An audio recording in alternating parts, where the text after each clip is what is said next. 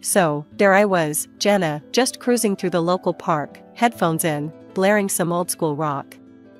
The breeze was nice, and it was just one of those perfect days for being lost in your own world. I'd just wrapped up a coding sprint for the new app one was developing. Working from home has its perks, like no one cares if you're in your pajamas at 3 in the afternoon. As I was rounding the bend near the old oak tree, that's when it happened. Out of nowhere, I collided with what felt like a brick wall, sending my phone flying and ripping my headphones out. I barely had time to register the surprised yelp that matched mine. "Oh, crap. I'm so sorry," I blurted out, scrambling to my feet, brushing dirt off my jeans. The brick wall turned out to be a guy, probably around my age, with a shock of brown hair and a kind of sheepish grin that immediately put me at ease. He was already picking up my phone, checking if it was okay. "Hey, no harm done, but maybe watch where you're dancing next time." He chuckled, handing back my phone which, thank God, was still in one piece. "Thanks, and yeah, I guess I got carried away with the tunes. I'm Jenna, by the way," I said, still a bit embarrassed, but relieved he was cool about it. "I'm Jake. Seems like you've got a killer taste in music," Jake said, nodding towards my phone. We both laughed it off, and I noticed he was holding a frisbee. "You play?" I asked, gesturing to it. "Yeah, was just about to start a game with some friends, but they bailed." "You play?" "Not really, but there's a first time for everything, right?" I shrugged. It wasn't like I had plans, and he seemed like good company. "Cool, let me show you the ropes then." His smile was infectious, and honestly, I was already curious about him. We spent the next hour tossing the frisbee, chatting about everything from our favorite bands to our jobs. Turns out, Jake was an engineer at a local tech startup, which gave us tons to talk about since we were both in the tech field. It felt so easy, like chatting with an old friend. As the sun began to set, Jake glanced at his watch. "Hey, you hungry? I was gonna grab a bite at the cafe across the street. Join me?" I was actually starving, and I figured, why not? "Sure, let's go.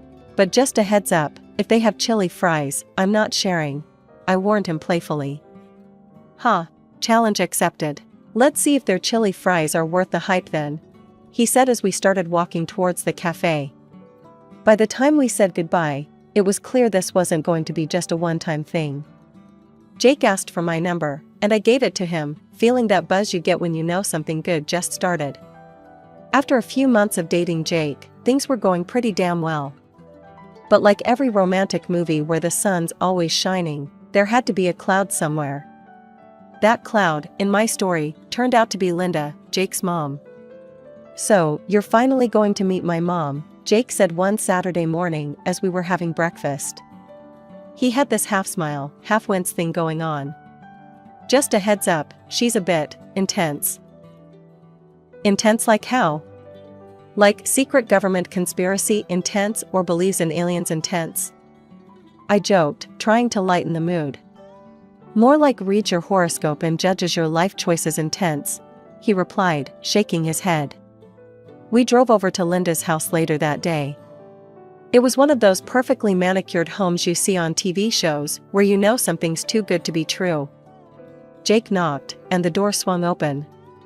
There she was, Linda, in all her glory, wearing a flowery dress that screamed, "I'm the boss here." "Jakey, and you must be Jenna," Linda said, eyeing me like I was some specimen under a microscope. Come in, come in." The living room looked like it was ripped straight out of a 1950s home decor magazine, complete with a giant bookshelf filled with all sorts of astrology books. I kid you not, there was a crystal ball on the coffee table. Linda wasted no time. "So, Jenna, when's your birthday?" she asked, as soon as we sat down on her floral couch. April 17th, I said, a bit thrown off by the sudden interest in astrology. "Aries, huh? She frowned, flipping through one of her many books. "And Jakey here is a Pisces. Not the best match, astrologically speaking. You do know that, right?" Jake rolled his eyes, giving me a sorry about this look. "Mom, come on, not everyone believes in that stuff." But they should, especially when it comes to important life decisions. Linda shot back, giving me a sharp look. You see, Jenna, Aries are headstrong and impulsive, and Pisces are dreamers, sensitive. It can lead to conflicts, you know. I wasn't sure how to respond. I mean, who goes full psychic mode 5 minutes after meeting someone?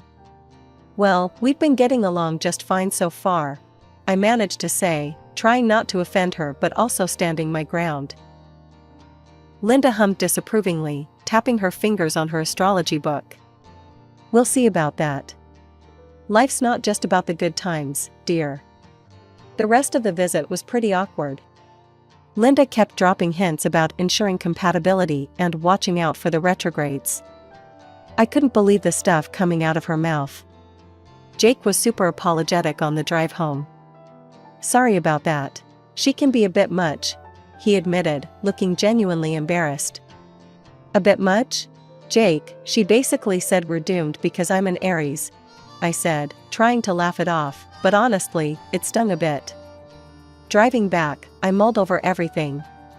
Linda was definitely a force to be reckoned with, but I wasn't about to let her or her astrological charts dictate my relationship. I liked Jake a lot, and no amount of bad star alignment was going to change that.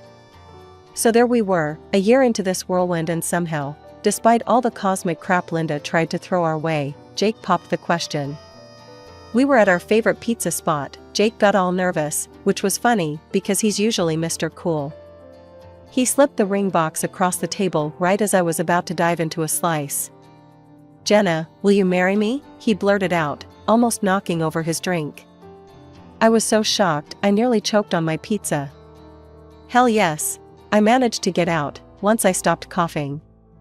Everyone around us started clapping, and I was just there, all teary-eyed and laugh-crying. Planning the wedding, on the other hand, was anything but beautiful at first. Trying to make a guest list and figure out a venue was stressful enough without Linda's constant input. You know, Jenna, Mars is in retrograde around your wedding date. That's really not a good sign, Linda warned one afternoon, while we were looking over some flower arrangements at my place. I rolled my eyes so hard I thought they might stick that way. Linda, we're not picking a date based on Mars, Mercury, or any planet. We're picking it because the venue we want is available then, and it's special to us. The wedding day finally came, and despite Linda's dire predictions, it was perfect. Sunny skies, not too hot, not too cold. All our friends and family were there, laughing and having a good time. Even Linda managed to put on a smile, though it looked a bit forced. After the ceremony, during the reception, Linda pulled me aside. Her expression was serious, which wasn't surprising given our past chats. Jenna, I still think you should reconsider this union. You might be happy now, but what about when the stars shift? I had just about enough at this point. Linda, I'm married to your son now. I'm not reconsidering anything. We're happy, and that's what matters. She huffed a bit, looking around as if the answer was going to pop out from behind the wedding cake. You're ignoring the signs, Jenna. But remember, I warned you. Duly noted, Linda. Now, if you'll excuse me, I'm going to dance with my husband at our wedding, which, by the way, is going wonderfully despite the bad signs. Jake caught my eye from across the room and gave me a thumbs up, knowing all too well the conversation I'd just survived.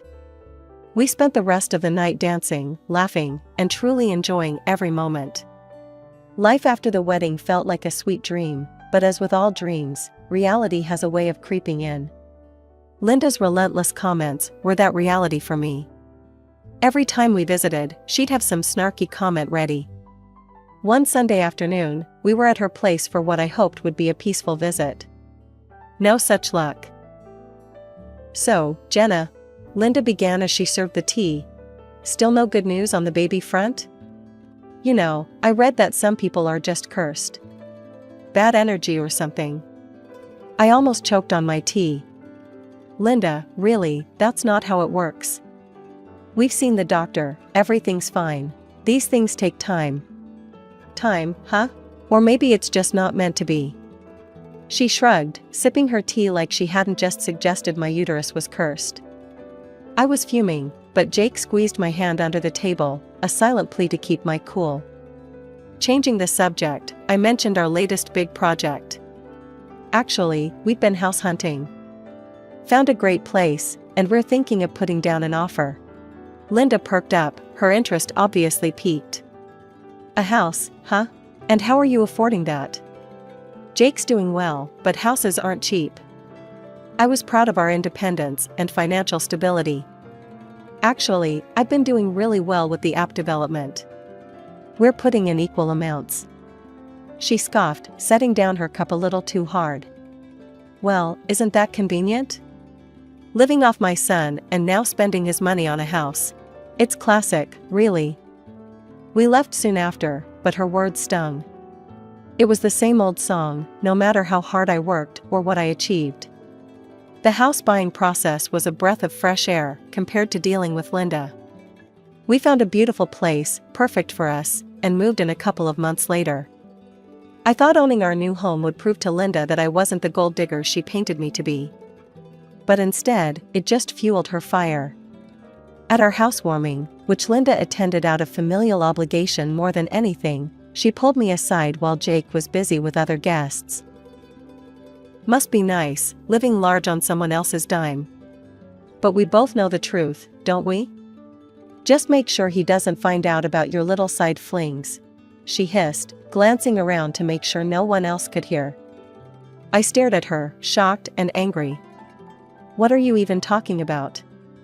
I've never cheated on Jake, and I never would. How dare you? She just smirked and walked away, leaving me there, fuming. Later, I heard through the grapevine that Linda was spreading rumors about me being a freeloader and cheating on Jake. That was the last straw. I confronted Jake when we were alone. Your mom's saying things, awful things about me. I don't know how much more I can take.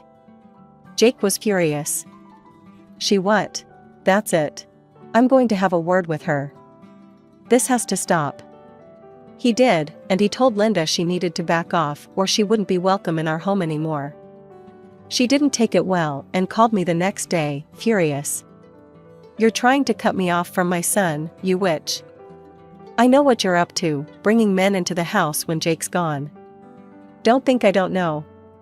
Her words were like venom, but they didn't hold any power over me anymore. Linda, believe what you want, but I'm telling you now, stop spreading lies about me, or you'll regret it. This is my home, and I won't be harassed in it. Things had quieted down since we limited Linda's visits, but calm in my life seems to be just the quiet before another storm. This new trouble started innocently enough, just a feeling that something was off. It began at the local grocery store.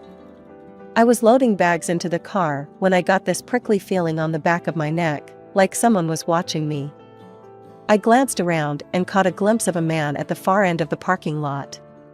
He was just standing there, staring. It was weird, but I brushed it off as paranoia. The next sighting was at the cafe down the street from our house. The same man, sitting 2 tables away, pretending to read a newspaper, but clearly watching me. My heart started pounding. Was I being followed?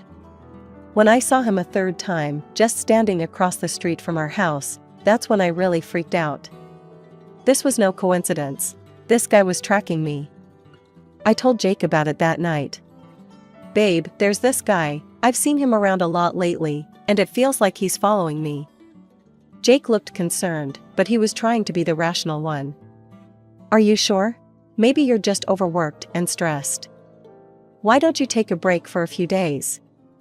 Do some of that yoga you love, chill out a bit? I wasn't convinced, but I decided maybe a break would help. I started doing yoga again, tried to meditate, but that nagging feeling wouldn't leave me. I was constantly looking over my shoulder, jumping at shadows. One afternoon, I had enough. I was going to prove I wasn't imagining things. I went to the same grocery store, and sure enough, there he was. This time I confronted him. I walked straight up to him, my phone camera ready.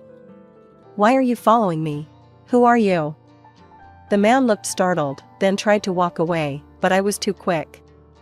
I snapped a few pictures. I've called the cops, I lied. He stopped, a look of panic crossing his face. Wait, listen, I'm not here to hurt you. I'm a private investigator. I'm sorry, I can't say more.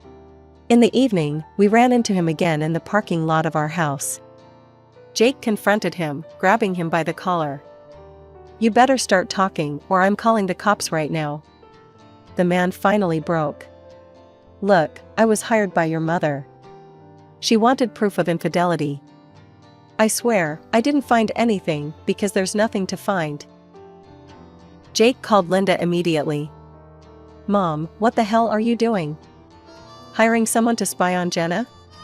Don't come to our house again. You're not welcome here anymore. The next day, Jake was all action. He had security cameras installed all around the house. If she's pulling stunts like this, who knows what she'll do next, he said, anger lacing his every word. After all the drama with Linda and that creepy PI, Jake suggested something I couldn't have been happier about, a vacation. Just the two of us, away from all the chaos, somewhere I could breathe without feeling like someone was always watching. We ended up at this cozy little beach town, with nothing but the sound of waves and seagulls to keep us company. It was perfect. For the first time in what felt like forever, I could just sit, read a book under the sun, and not worry about secretive glances or hidden agendas. When we got back home, I was brimming with a sense of peace.